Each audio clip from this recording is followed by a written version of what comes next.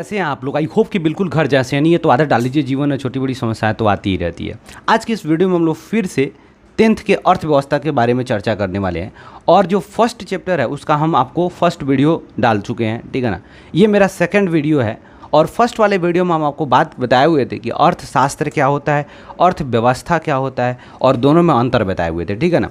क्योंकि पिछला जो वीडियो था वो उसमें केवल छोटी मोटी कंसेप्ट जो होती है उसको हम लोग चर्चा किए हुए थे। आज के इस वीडियो में हम लोग बिल्कुल कंसेप्ट की तरफ आगे बढ़ेंगे, एकदम बवाल तरीक़ा से चीज़ों को समझेंगे, मज़ा आने वाला है, ठीक है ना। बने रहिए लास्ट तक और वीडियो अगर अच्छा लगेगा तो लाइक कर दीजिएगा, दोस्तों के पास शेयर कर दीजिएगा, ठीक है ना। और भाई साहब जो भी आपको हम पढ़ा रहे हैं यहाँ पे उसको नोट्स में आप ज़रूर एक नोट कीजिए, ठीक है ना। उसको एक नोट्स बनाइए उसका, और आपको जो भी बचा होला होगा इसमें, मान लीजिए कि आप ये पढ़ रहे हैं तो आप डायरेक्ट पढ़ लीजिए, समझ लीजिए टॉपिक को। और इसका फ़ोटो हम क्या करेंगे, एक पीडीएफ आपको टेलीग्राम चैनल पे डाल देंगे। आप वहाँ पे जाइए दौड़ के टेलीग्राम चैनल पे, ठीक है ना। और वहाँ पर से जो भी हम पीडीएफ डाले रहेंगे उसका एक नोट्स बना लीजिए, जेरॉक्स एक निकलवा सकते हैं, उसके बाद आराम से नोट्स बना लीजिए, ठीक है ना। ये आपका समय बचेगा इससे, ठीक है। और आराम से आप अच्छे से कॉन्सेप्ट समझ भी लेंगे। तो चलिए बिना किसी समय गंवाए मिल के मचाते हैं बवाल विद बहुत सारा सवाल। हम लोग क्या किए थे, अर्थशास्त्र पढ़ लिए थे, अर्थशास्त्र के प्रकार पढ़े थे। दूसरी बात, अर्थव्यवस्था हम लोग पढ़े हुए थे, अर्थव्यवस्था का क्या अर्थ होता है अच्छे ढंग से पढ़े हुए थे। एग्जाम में क्वेश्चन भी पूछता है आर्थिक क्रिया क्या होता है, अर्थव्यवस्था क्या होता है, तो इसको बहुत अच्छे ढंग से समझे हुए थे। अब चलिए हम लोग थोड़ा सा आगे देखते हैं कि अर्थव्यवस्था से आखिर होता क्या है। समझिए, हम लोग कल देखे थे कि अर्थव्यवस्था एक प्रकार का स्ट्रक्चर, एक प्रकार का ढांचा होता है जिसके अंतर्गत हम विभिन्न प्रकार के आर्थिक क्रियाओं का संपादन करते हैं। और आर्थिक क्रिया में हम देखे थे कि वो ऐसी क्रियाओं को शामिल करते हैं जिसके बदले में हमको पैसा मिलता है, ठीक है ना। और वही क्रिया करेंगे अगर लेकिन पैसा नहीं मिलेगा तो हमारे लिए आर्थिक क्रिया नहीं होगा, अनार्थिक क्रिया होगा। देखिए बड़ा सिंपल सा बात है आर्थिक क्रिया को समझने के लिए। मान लीजिए एक लड़का है जो जोमेटो में काम करता है, कहीं पर डिलीवरिंग का काम करता है, और वहाँ पर वो सामान ले करके, मान लीजिए आप खाना ऑर्डर किए हैं, ठीक है ना, आप समोसा ऑर्डर किए, तो जोमेटो वाला लड़का ला करके आपको जोमेटो वो क्या किया, आपके घर पर पहुँचा दिया, ठीक है ना। तो आपको फ्री में नहीं पहुँचाया, वो जो आपको डिलीवर किया आपके घर पे उसके बदले में आपको पैसा दिया, ठीक है ना। पैसा आपको पे करना पड़ा, डिलीवरी चार्ज, ठीक है ना। लेकिन मान लीजिए कि बड़ा एक सिंपल बात है, आपकी कोई महिला फ्रेंड है, बात समझिए कि आपकी मान लीजिए कोई गर्लफ्रेंड है, फ़ोन करेगी, हेलो बाबू थोड़ा समोसा ला के दे दो, दौड़े दौड़े जाओगे समोसा लाओगे। अब तुम सोचो, तुम उसके बदले में पैसा लोगे क्या, डिलीवरी चार्ज। पैसा तो डिलीवरी चार्ज छोड़ दो, तुमको तो समोसा का भी पैसा नहीं मिलेगा ना, सब पैसा सच जाएगा बस बाबू सोना में। तो उसके बदले में तुम्हें पैसा नहीं मिला, ठीक है ना। जब पैसा नहीं मिला तो क्या वो तुम्हारे लिए आर्थिक क्रिया होगा, नहीं होगा। उससे तो अच्छा तुम जोमेटो में काम कर लेता भाई, ठीक है ना, कि जहाँ पर भी ले आकर के देता तो तुमको पैसा मिल जाता है, ठीक है ना। तो बड़ा सिंपल है, ठीक है। एक लड़का बोल रहा था हमारे मतलब कि बैच में, बिहार बोर्ड में, कि सर क्या बोलेंगे, उसको बोल देंगे कि देखो हम जोमेटो में काम करते हैं, ठीक है ना, तो ये कंपनी को देना ही पड़ेगा, ये बड़ा कंपलसरी है, तो उससे हम डिलीवरी चार्ज भी ले लेंगे, ठीक है ना। तो पता चलेगा कि कल वो करके छोड़ दी, ठीक है ना, दूसरा खोजने लग जाएगी। तो भाई साहब ऐसा रिस्क मत लीजिए, ठीक है ना।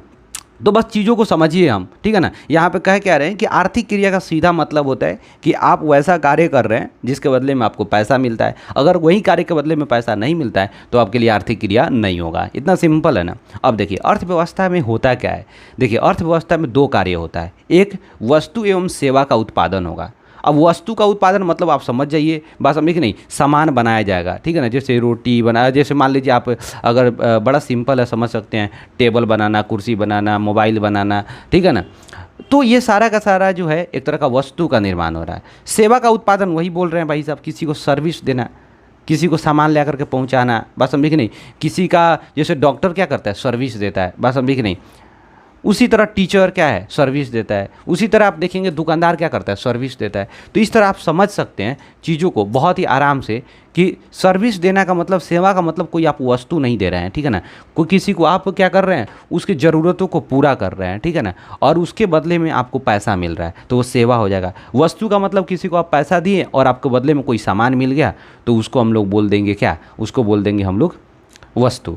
दूसरा रोजगार का सृजन। अर्थव्यवस्था में क्या होता है, जब भी ये सारी चीज़ों का उत्पादन होगा तो उसमें लेबर लगेगा, सब कुछ लगेगा, तो इसलिए क्या होगा, जब वस्तु सेवा का उत्पादन जब होगा तो रोजगार बढ़ेगा, ठीक है ना। तो हम दो काम देख लिए अर्थव्यवस्था में, एक तो वस्तु सेवा का उत्पादन होता है, दूसरा रोजगार का उत्पादन होता है। सृजन का भी मतलब वही होता है, उत्पादन करना, यानी बढ़ेगा रोजगार, क्या होगा, संख्या बढ़ेगा, लोगों को ज़्यादा से ज़्यादा रोजगार मिलेगा। क्लियर हो गया ना ये मेरे यार, तो बहुत ही अच्छा से समझो, ठीक है ना। जितना अच्छा से समझोगे उतना कॉन्सेप्ट क्लियर होते चलेगा, ठीक है ना।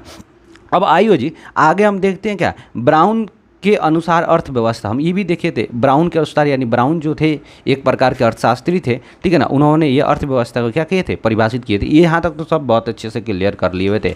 अब हम चलते हैं भाई साहब, जो पिछला वीडियो नहीं देखा होंगे लिंक डिस्क्रिप्शन में डाल दे रहे हैं, दौड़ के जाओ, ठीक है ना, और पटक के वीडियो देखो, ठीक है ना, मज़ा आएगा तुमको। आगे हम देखते हैं भाई साहब। देखिए अब अगला पॉइंट क्या आ रहा है, भारतीय अर्थव्यवस्था की संरचना। पहला और सबसे महत्वपूर्ण पॉइंट है कि जो भी भारतीय नहीं, किसी भी देश की अर्थव्यवस्था का एक संरचना होता है, एक बनावट होता है, ठीक है ना।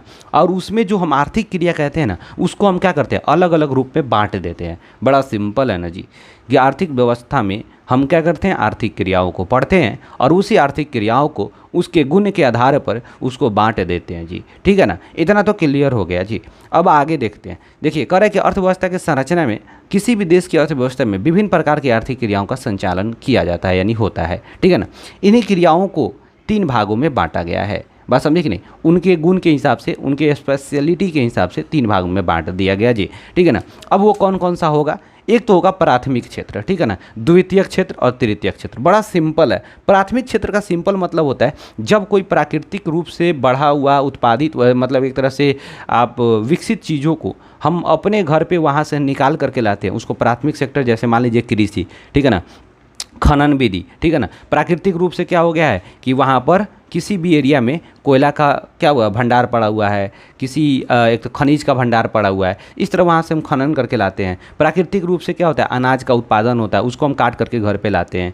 मुर्गी पालन, ठीक है ना, उसी तरह पशु पालन, उसी तरह मछली पालन, ये सभी के सभी प्राइमरी सेक्टर में आ जाएगा। सिंपल मतलब होता है वो सभी काम जो क्या हो रहा है, प्राकृतिक रूप से जुड़ा हुआ होता है। बात समझे कि नहीं, जो प्राकृतिक रूप से क्या होता है, विकसित होता है, और उसको हम काट करके लाते हैं और अपने घर पे उसका अपने हिसाब से प्रयोग करते हैं। बात समझे कि नहीं। जैसे मान लीजिए घर आप सब्जी, जैसे मान लीजिए आप बैगन सब्जी लाएं और बैगन लाएं, तो बैगन का उत्पादन जो किए आप, तो वो किस तरह का काम हो गया, बैगन का उत्पादन एक तरह का क्या हो गया, आपका प्राथमिक कार्य हो गया, ठीक है ना।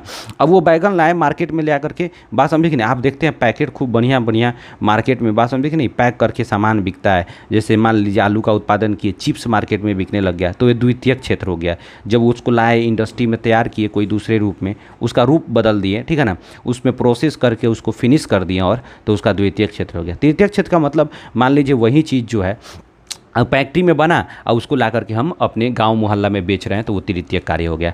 सिंपल समझ गए ना, बहुत ही आसान है। एक और एग्जांपल देकर के हम समझ सकते हैं। मान लीजिए गेहूं का उत्पादन किए प्राथमिक क्षेत्र, उस गेहूं से आटा बना, आटा से रोटी मतलब कि ब्रेड बन गया, ब्रेड जो बना, बिस्कुट जो बना, वो कहाँ पे बनेगा, किसी न किसी फैक्ट्री में बनेगा, तो वो द्वितीयक कार्य हो गया। गेहूं का उत्पादन प्राथमिक काम, उसी गेहूं से आटा बना, आटा से क्या बना, आटा बन के अलग अलग चीज़ें बन रही है, ब्रेड बन रही है, बिस्कुट बन रही है, तो ये जो ब्रेड बिस्कुट बना वो द्वितीयक कार्य हो गया। और जब ब्रेड बिस्कुट बन गया तो मान लीजिए आपके बगल में राय जी है, शर्मा जी है, बात समझे कि नहीं, वो अपना दुकान खोले हुए हैं, तो जाएंगे और वहाँ से क्या करेंगे, वहाँ से वो बिस्कुट फैक्ट्री से उठा के लाएंगे, मोहल्ला में बेचेंगे और उसके बदले में कुछ पैसा वो ले लेते हैं आपसे, ठीक है ना। तो वो सामान का उत्पादन नहीं किए, सामान जो उत्पादित था उसको अपने घर पर ले आकर के बेच रहे हैं, दुकान में रख के बेच रहे हैं, ठीक है ना। हमको अब उतना दूर नहीं जाना पड़ रहा है, बगल में जाकर के ले लेते हैं, तो हमको सहायता मिला कि नहीं मिला, एक तरह का सेवा उत्पादन कर रहा है कौन, ये तृतीयक क्षेत्र में। तो बड़ी आसान है, समझिएगा। प्राथमिक और द्वितीयक क्षेत्र में वस्तु का उत्पादन होता है, किसका उत्पादन होता है, वस्तु का उत्पादन, जबकि तृतीयक क्षेत्र में किसका उत्पादन होता है, सेवा का उत्पादन। इसलिए तृतीयक क्षेत्र को सेवा क्षेत्र भी कहा जाता है। क्लियर हो गया कि नहीं होगा, एकदम बिल्कुल बवाल है ना जी। अब आगे देखते हैं, एकदम बिल्कुल बवाल तरीके से एकदम इसको हम लोग पोस्टमार्टम करेंगे जी, ठीक है ना। मज़ा आएगा आपको, एकदम बिल्कुल गर्दा उड़ाइएगा, ठीक है ना। और इसको पढ़ने के बाद इतना खुश होइएगा कि आपकी भाई सब, बात समझे कि नहीं, रात बहुत अच्छा कटेगी, ठीक है ना। आप टेंशन मत लीजिए, ठीक है ना। बहुत अच्छी अच्छी चीज़ें आपको सपने में आने वाली है, बस आप इसको एक बार पढ़ लीजिए, देखिए ना कितना अच्छा होता है जी, ठीक है। अब प्राथमिक क्षेत्र पहला जो है, इसमें हम देखेंगे इसके अंतर्गत वैसे आर्थिक क्रियाओं को रखा गया है जिसके द्वारा प्राकृतिक संसाधनों का उपयोग कर वस्तुओं का वस्तुओं का उत्पादन किया जाता है। बड़ा सिंपल है ना यार, कि जब भी हम प्राकृतिक रूप से कोई भी वस्तु जो होता है, संसाधन होता है, ठीक है ना, उसका हम जब उत्पादन करते हैं तो उसे हम क्या कहते हैं, प्राथमिक क्षेत्र में रखते हैं। दूसरा, इसमें कृषि, पशुपालन, मत्स्य पालन, खनन, ये सारा का सारा काम आ जाएगा, ठीक है ना। अगला, अगर प्राथमिक क्षेत्र को कृषि क्षेत्र या सहायक क्षेत्र भी कहा जाता है, ठीक है ना। प्राथमिक क्षेत्र को क्या कहते हैं दूसरे नाम से, कृषि क्षेत्र, या उसी को हम लोग सहायक क्षेत्र कहा जाता है। अच्छा, सहायक क्षेत्र क्यों कहा जाएगा, क्योंकि एक ऐसा प्राथमिक क्षेत्र एक ऐसा क्षेत्र है जहाँ से रॉ मटेरियल, ठीक है ना, जहाँ से हम क्या करते हैं, जहाँ से हम जितने भी कच्चे मालों का उत्पादन होता है वो प्राथमिक क्षेत्र होता है। क्लियर है कि नहीं है। इसीलिए अब कह रहा है कि इस क्षेत्र के रोजगार, इस क्षेत्र के रोजगार को हम लोग कहते हैं क्या है, इस क्षेत्र के रोजगार को हम लोग रेड कलर जॉब कहते हैं। रेड कलर, यहाँ पर क्या हो गया ना, गलत लिखा गया हुआ है, ठीक है ना, इसको रेड कलर बना लीजिएगा। जो प्राथमिक क्षेत्र में काम करने वाले लोग होते हैं उनका जो तो उनको रेड कलर, उनके जो जॉब को रेड कलर जॉब कहा जाता है। बात समझे कि नहीं, रेड कलर जॉब कहा जाता है। ये एग्ज़ाम में, कंपटीशन के एग्ज़ाम में बहुत पूछता है जी, ठीक है ना, तुम्हारे लिए भी फ़ायदा होने वाला है जी। ज्ञान जो होता है थोड़ा सा बड़ा भी, थोड़ा सा ज़्यादा भी हो जाए तो क्या होता है, आपको फ़ायदा ही करेगा, ठीक है। अब समझिएगा खूब आराम से, यहाँ पर कह रहा है द्वितीयक क्षेत्र। अब द्वितीयक क्षेत्र को खूब हिसाब से समझिएगा। इसके अंतर्गत हम उन आर्थिक क्रियाओं को रखते हैं जिसके द्वारा प्राकृतिक उत्पादों का प्रयोग कर वस्तुओं का उत्पादन मशीनों की सहायता से फैक्ट्री में किया जाता है। मतलब जो हम प्राथमिक रूप से प्राथमिक सेक्टर में जो हमें वस्तु प्राप्त होती थी उसी को हम क्या करते थे, लाए हैं फैक्ट्री में, उसको हम प्रोसेस करके उसमें कुछ अपना अदलाव बदलाव करके उसमें अन्य वस्तु का निर्माण करती है, तो उस क्षेत्र को हम लोग द्वितीयक क्षेत्र कहते हैं। अब बड़ा सिंपल है ना जी। अब तू समझो, मान लो तुम वहाँ से गेहूँ का उत्पादन किया, घर पे ला लिया। अब वहाँ से गेहूँ तो डायरेक्ट खा नहीं सकता आदमी, गेहूँ को जाए पिसवाएंगे, बात समझे कि नहीं, और उसका ब्रेड बनेगा, उसका पाव रोटी बनेगा, उसका हॉर्लिक्स बनेगा, उसका बिस्किट बनेगा।